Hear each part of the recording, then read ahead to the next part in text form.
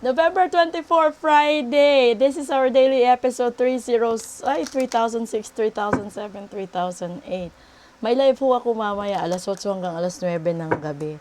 So, libre po yun kung gusto niyo magtanong. Pero isang oras lang ho yun kasi nga gawa ho ng namamaos na ho ako.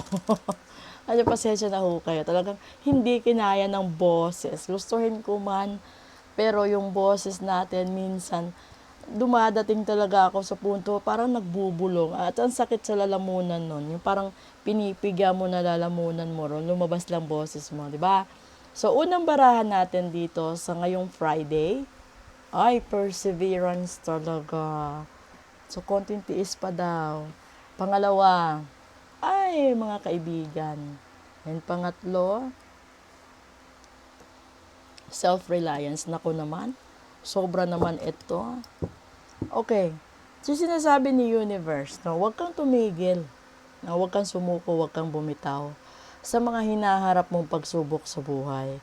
Pero pakatandaan ninyo kasi sa tarot, may baraha doon na hindi lahat ng problema mo or hindi lahat ng problemang hinaharap mo ay para sa'yo. No? May mga problema na kahit hindi na problema natin, pinoproblema pa rin natin, di ba? Yung parang, dapat sana yung iisipin mo una is sarili mo. And then yung sarili mong pamilya, mga anak mo, no? Yun dapat, mga gulang mo. Tapos, yung extended doon, yun yung tinutukoy ng barahang ito, na wag mong problemahin kung hindi mo na kaya. Kasi minsan, doon tayo nagkakaroon ng problema eh. Yung, minsan kasi, kapag gusto natin tumulong sa kapwa, sa magulang, sa kapatid natin, no? Nagiging dahilan nito ng pag-aaway ng in-laws. In-laws mo o pag-aaway ng magkaibigan kasi mag-uusap halimbawa kayong mag-live-in, mag-asawa or mag-boyfriend, natutulungan yung isa. Pero deep inside, alam nyo na yung natira sa inyo is yung pang-allowance nyo araw-araw. Pambigas, pambayad ng ilaw, tubig, ganito, ganyan. Diba? Kasi yung iba, may housing loan, may car loan, ATM loan, may loan sa SS, may loan sa Pag-ibig, may loan sa kung saan-saan. So, napakahirap makita, lalong-lalo na kapag maawain ka at matulungin kang tao, na yung kaibigan mo naghihirap. So, gustuhin mo man tulungan, hindi mo matulungan ng buo kasi kahit ikaw kulang din, kahit ikaw nasa-short din, 'di ba? So, sa bandang huli, yung huling baraha is self-reliance. Wala ka talagang sasandalan kundi sarili mo lang, no? Pagdating sa trabaho, natural may mga katrabaho ka, pero sila din may kanya-kanya din problemang dinadala, kaya sila nagtitiis, kaya sila nagtatrabaho. Yung iba dinadaan na lang sa tawa, sa joke time, yung iba dinadaan sa videokihan, no? Inuman, pero kanya-kanya sila, may suliranin sa buhay. Pagdating sa kwarto, kanya-kanya kayong hikbi, no? Kanya-kanya kayo iyak kasi may kanya-kanya kayong mga unresolved problems. Yung problema kasi ng iba, problema sa pera. Pero kalimitan, yung problema ng karamihan is emosyon, 'di ba? Ando doon yung pakiramdam mo, hindi ka mahal ng magulang mo kasi paborito niya yung isa.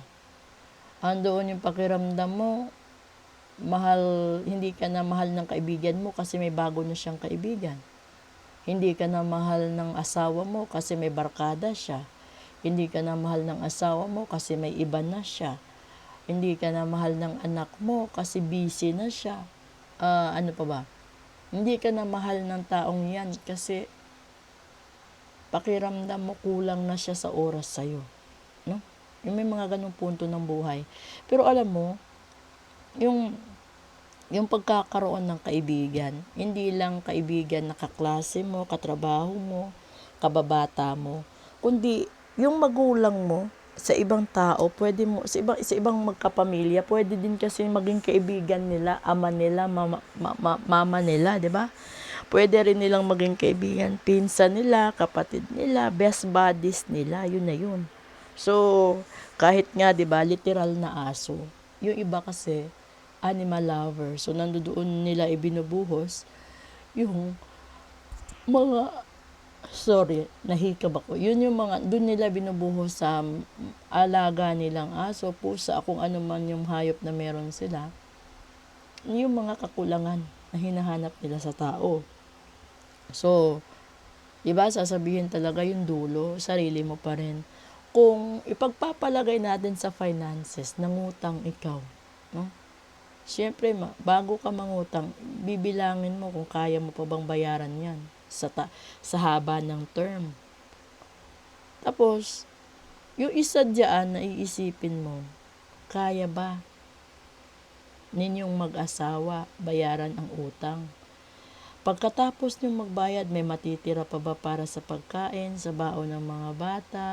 May matitira pa ba para sa pamasahe mo at baon mo papuntang trabaho? May matitira pa ba para sa ilaw, tubig, etc. Diba? Kasi yung iba may load pa. Yung iba naglo-loan pa ng cellphone. Yung iba naglo-loan sa bahay, naglo-loan sa sasakyan, sa motor, sa kung ano-anong loan. Diba? So, dito sa dulo, ikaw pa din magbabayad kasi ikaw yung nangutang eh. No? Yung mangyayari dyan is, gusto ko lang i-in-touch yung mga chismosa. No?